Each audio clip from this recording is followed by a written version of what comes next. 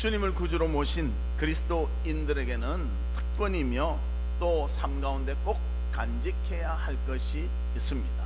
그것은 무엇인가 하면 말씀과 기도입니다. 항상 우리는 기도를 해야 되고요, 또 항상 말씀과 가까이 있어야 됩니다. 예수를 구주라고 고백하지 않는 사람은 아무리 성경 말씀을 봐도 이해할 수가 없습니다. 또 예수를 구주로 고백하지 않는 사람은 기도라는 것을 할 수가 없습니다. 그렇기 때문에 말씀과 기도는 우리 믿는 자에게 주신 하나님의 특권이라는 것입니다. 그리고 또 우리가 믿음의 삶을 살아가는 데는요, 꼭 필요한 것이 말씀이라는 것. 무엇이든지 기준이 필요합니다. 기준이 있어야 그에 맞춰서 할 수 있기 때문입니다. 신앙의 기준은 바로 말씀입니다.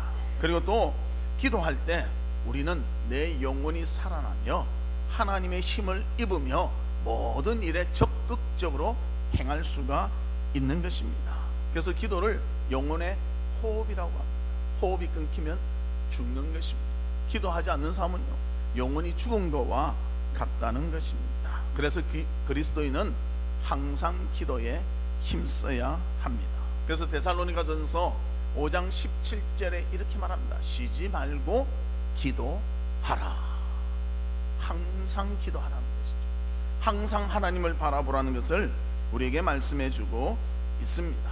또 내일부터는 우리 여름 행사를 위해서 한 주간 동안 특별 새벽 기도회를 갖습니다. 여러분들 꼭 나오셔서 하나님께 기도하고 응답받는 귀한 시간이 꼭 되시기를 바랍니다.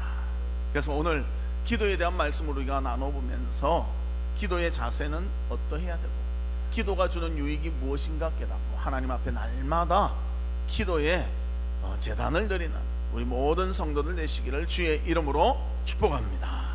그러면 첫 번째로 기도의 자세입니다. 오늘 본문 7절과 8절에 보면 이렇게 말합니다. 구하라, 그리하면 너희에게 주실 것이요, 찾으라, 그리하면 찾아낼 것이요, 문을 두드리라, 그리하면 너희에게 열릴 것이니 구하는 이마다 받을 것이요, 찾는 이가 찾아낼 것이요, 두드리는 이에게 열릴 것이니라.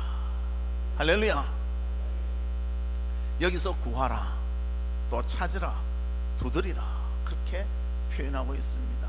이 표현의 원어적인 표현을 살펴보면요, 현재 명령형 동사라는 겁니다. 이 헬라어의 현재형은 지속한다는 뜻이 있습니다.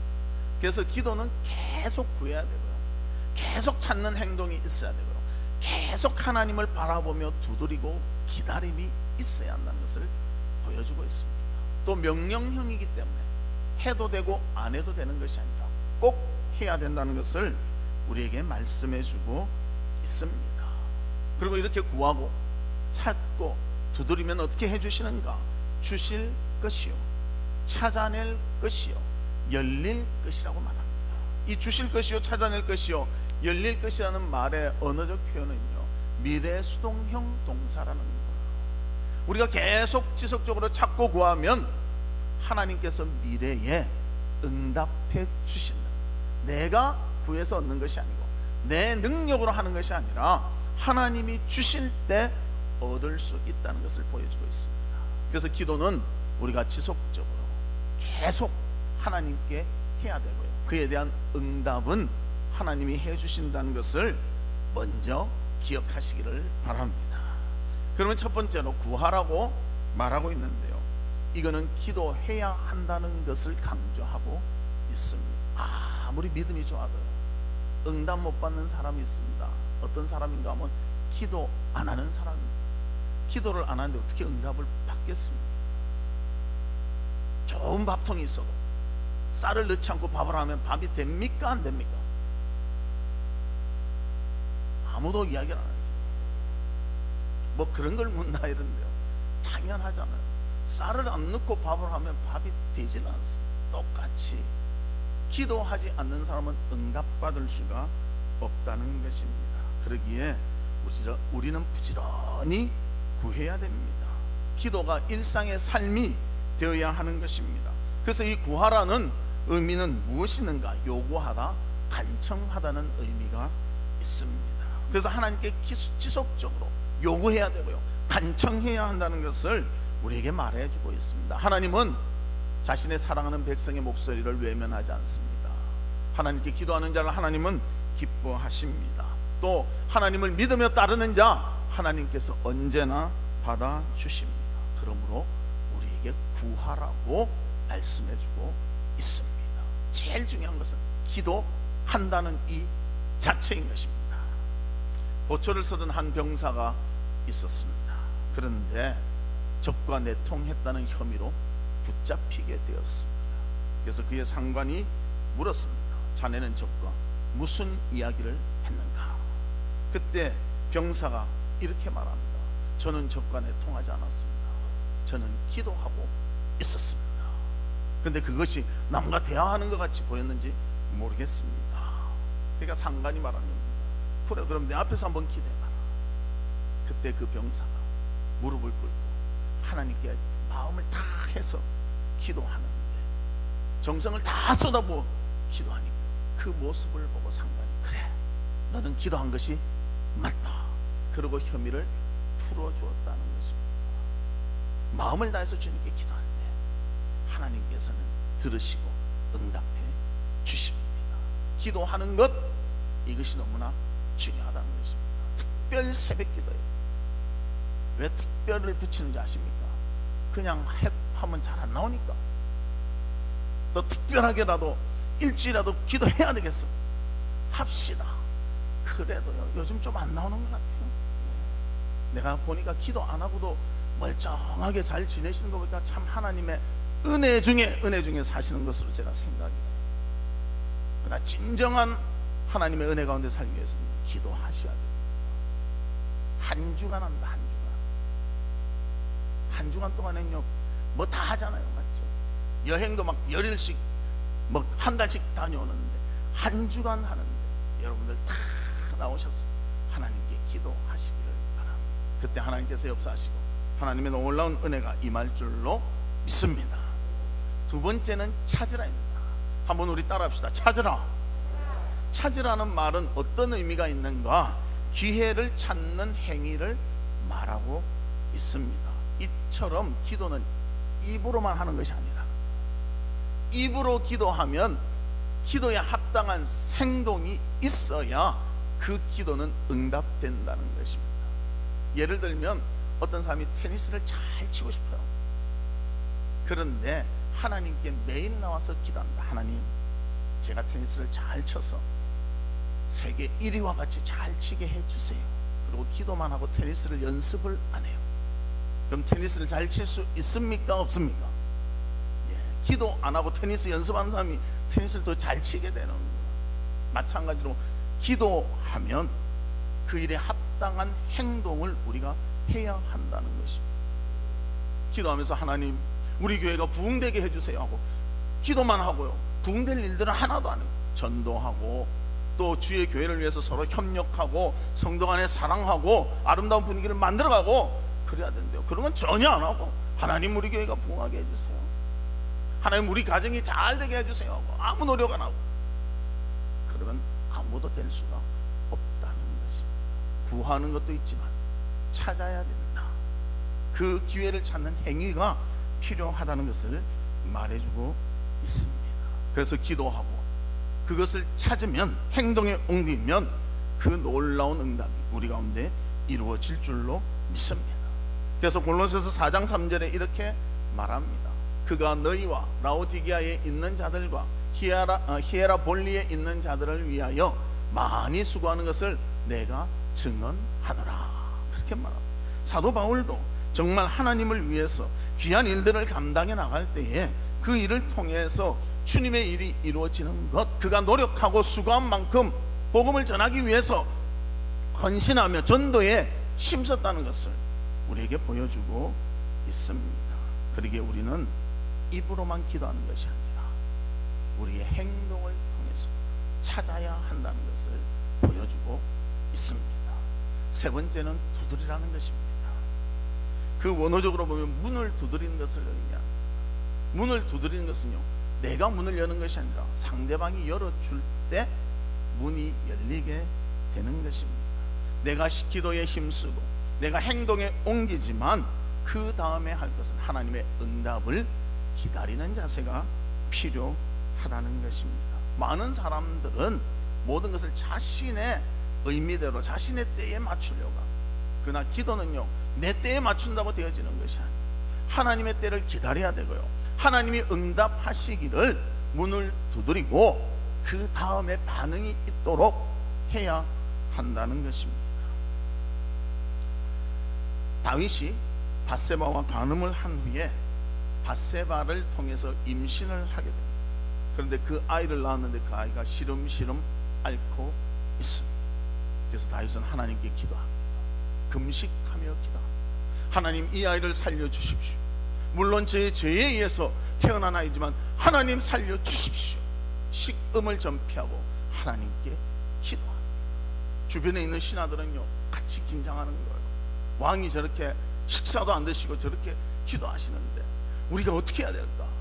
좀 권해서 좀 드시게 하자 말하지만 모든 거 사양해버리고 그리고 하나님께 금식하며 기도합니다.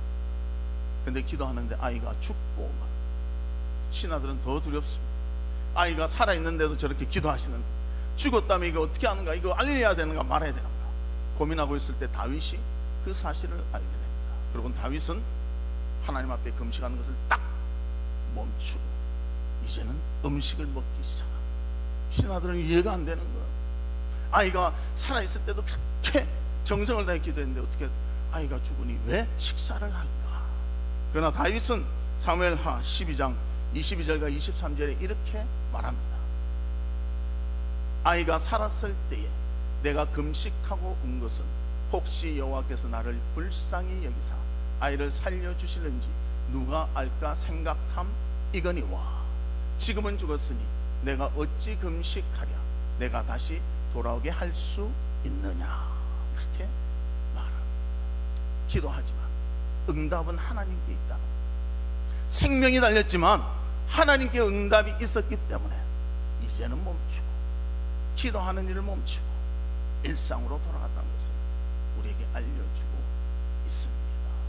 하나님의 응답이 있으면 순종하시기를 바랍니다.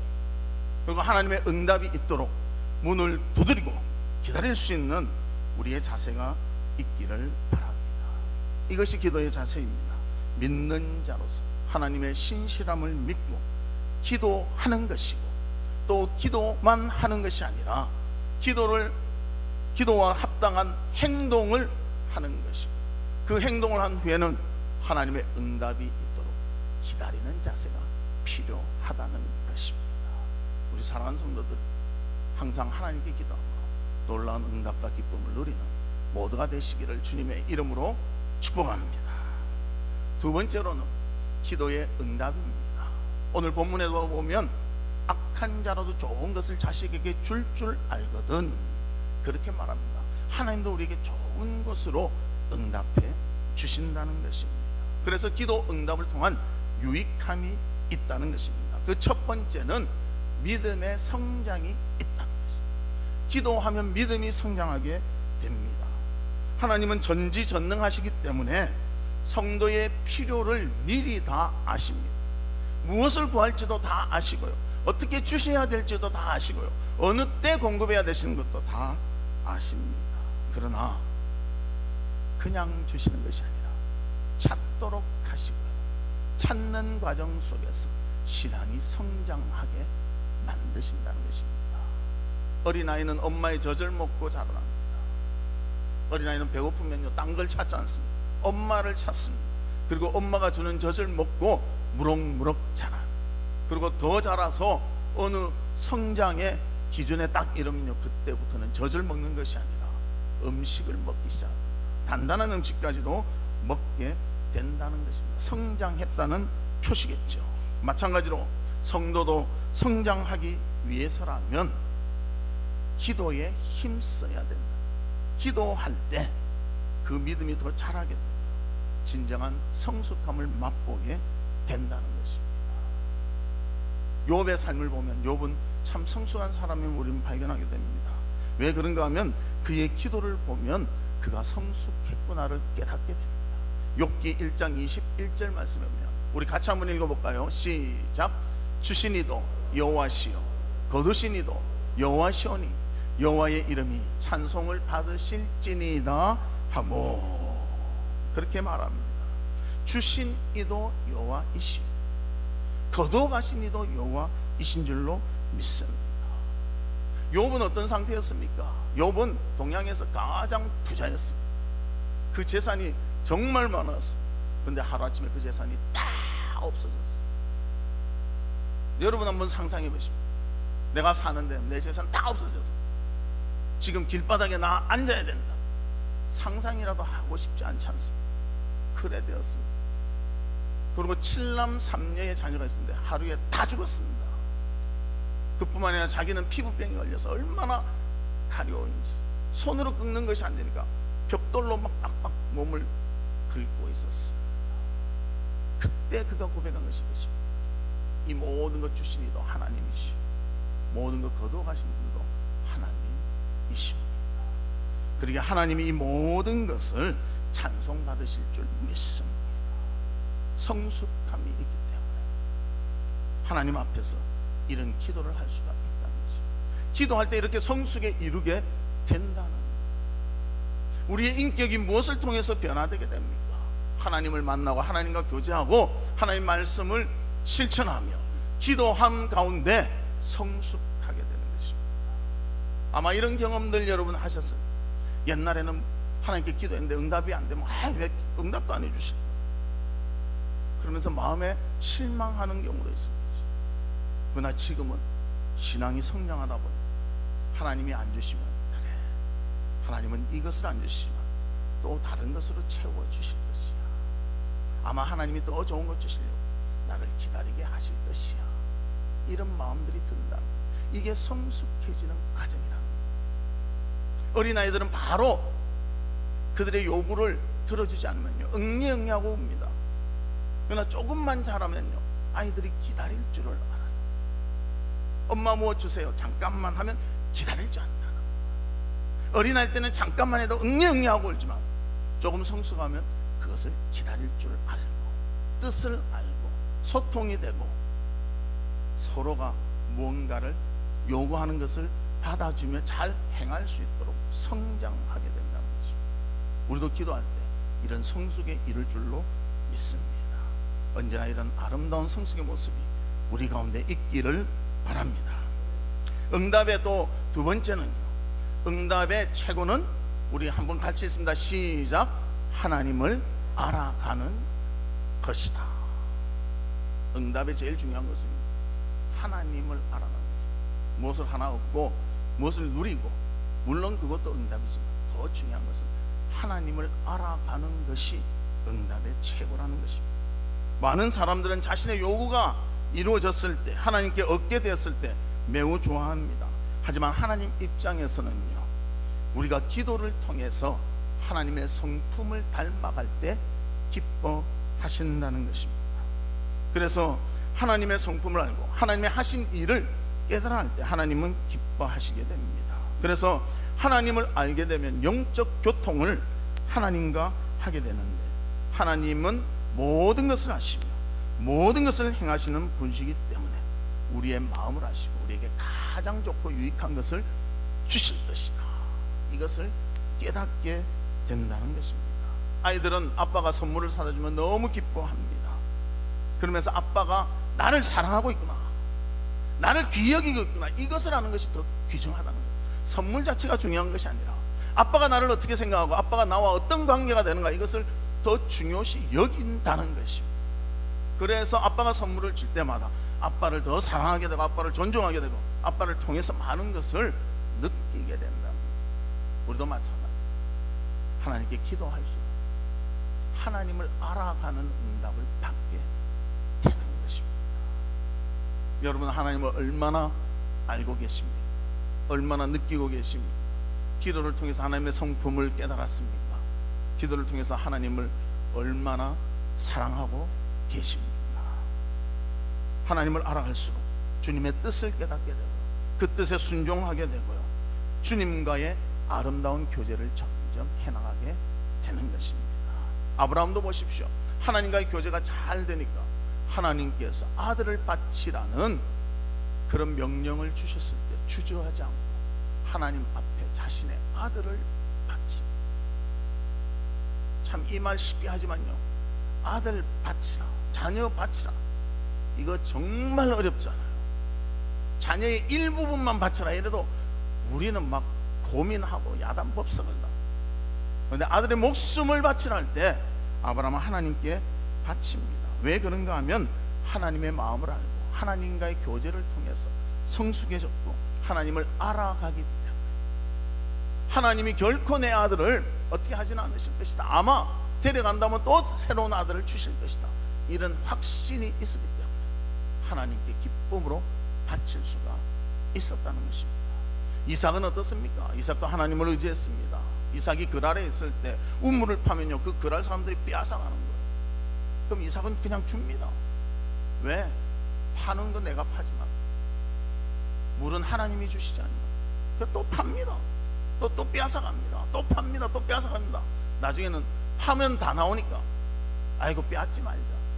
그래서 그것을 유지하게 된다는 것입니다. 그 모습을 볼 때, 주변에서 볼 때 무엇을 깨달았는가? 창세기 26장 16절 우리 같이 읽습니다. 시작. 아비멜렉이 이삭에게 이르되 내가 우리보다 크게 강성한즉 우리를 떠나라. 자기들의 힘으로 우물을 빼앗았지만 우물을 팔 때마다 역사하시는 하나님의 모습을 보니까 너가 더 큰 사람이다. 난 너 감당할 수 없으니까 이제는 떠나라. 그렇게 말하고 있는 것입니다. 우리도 마찬가지입니다. 예수 믿는다면서 내 혈기 다 부리고 내 뜻대로 하려고 하고 내 방법대로 하려고 하고 아직 성숙되지 못한 모습. 그러나 기도하는 자, 하나님을 점점 기도하여 알아가는 자는 성숙한 모습이 있어서 주변에서 알아보고 그를 인정하게 된다는 것입니다. 기도하자고 할 때 외면하지 마십시오. 하셔야 됩니다. 제일 중요한 것은 기도하는 것입니다. 기도했다면 그 기도에 합당한 삶을 살아야 됩니다. 행동으로 옮겨야 됩니다. 그리고 기다리십시오. 하나님은 우리에게 응답하시고 그 응답의 모습을 통해서 하나님과의 교제를 통하여 우리는 하나님을 더 알아가며 성숙함에 이르며 믿음의 강건함이 우리 가운데 이루어질 줄로 믿습니다. 언제나 하나님과 아름다운 기도의 교제를 통하여 더욱더 성숙에 이르고 하나님을 알아가고 더 기쁨과 풍성한 삶을 살아가는 우리 성도님들 되시기를 주님의 이름으로 축복합니다. 이 시간 우리 기도하는데요, 하나님